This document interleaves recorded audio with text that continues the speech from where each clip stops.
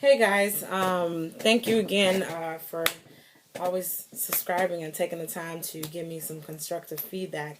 Um, in our last video, we were talking about health in general and how important it is as women, African American women, particularly those of African descent. I mean, women in general, but I specified the last video to my community, and how important it is for us to be conscious about our health.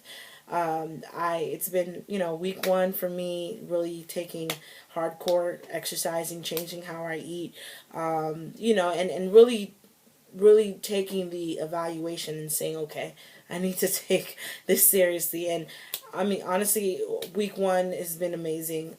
There are mornings where I don't feel like running, I don't feel like working out, but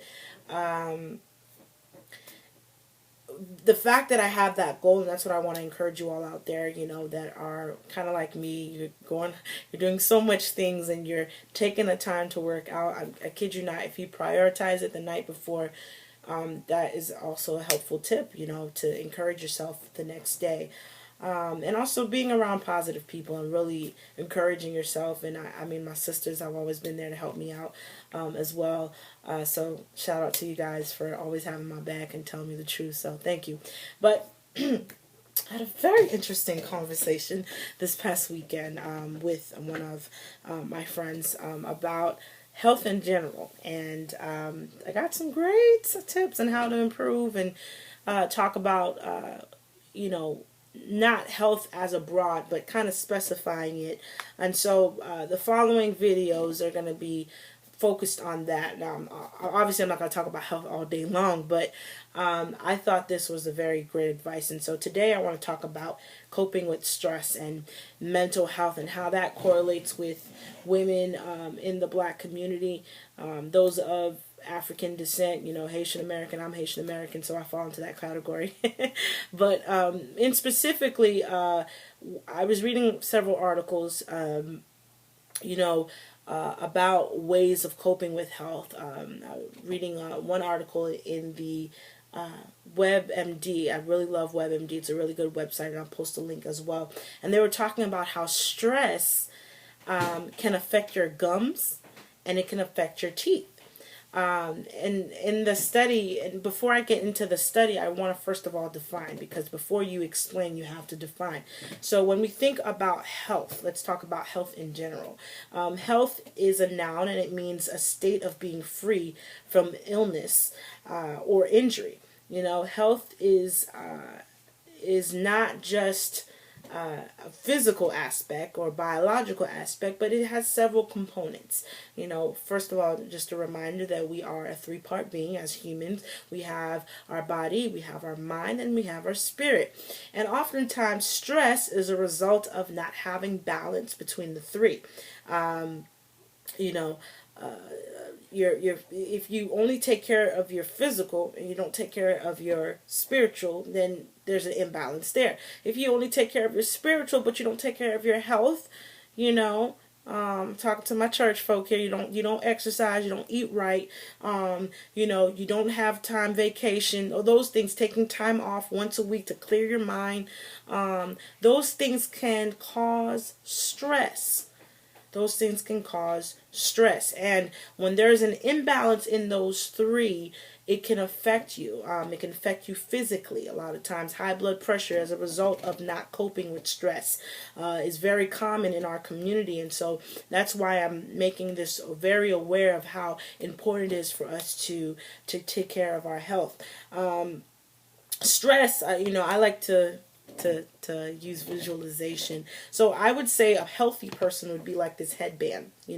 Stress comes at you at different forms. There's two types of stress. You have distress, which is negative, and then you have eustress, eustress, and that is positive stress. Another term or synonym for that can be resiliency, or when negative stress comes in, how you react to that stress can be a positive thing.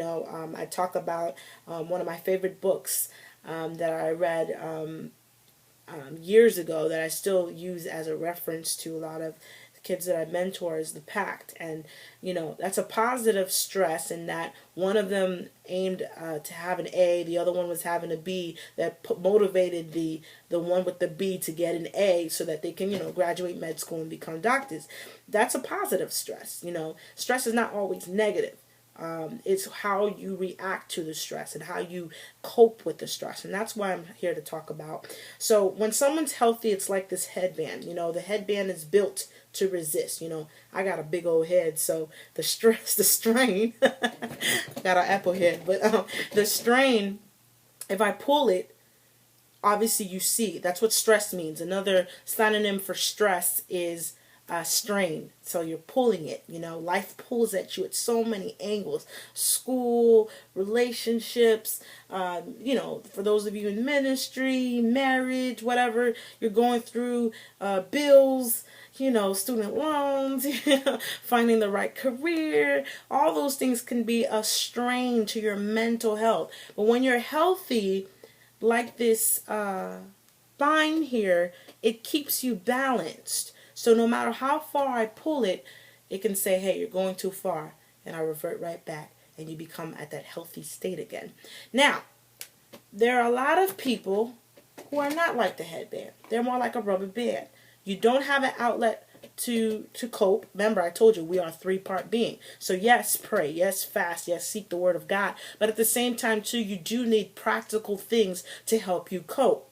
But there's a lot of people in our community that do not know how to.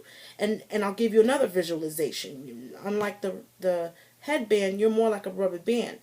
I'm pulling on you, I'm stressing.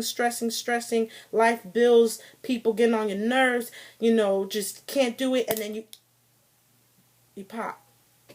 And that's what we don't want happen. And that's how a lot of people end up having mental health issues, having situations. Why? Because they don't know how to cope with stress.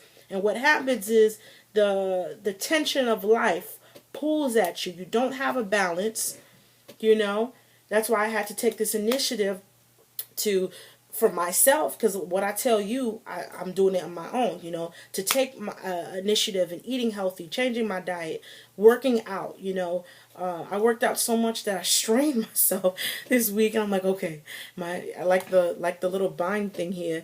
I was like, okay, you need to rest. Part of working out is resting, okay? Part of living is resting too, okay? So that's a visualization for those of you out there who need to understand what I'm talking about. But anyway, I was reading several articles, and I'm not going to go into further detail because I don't want to be too verbose, but I had a really good conversation with this friend about talking about mental health and how coping with stress is killing our community.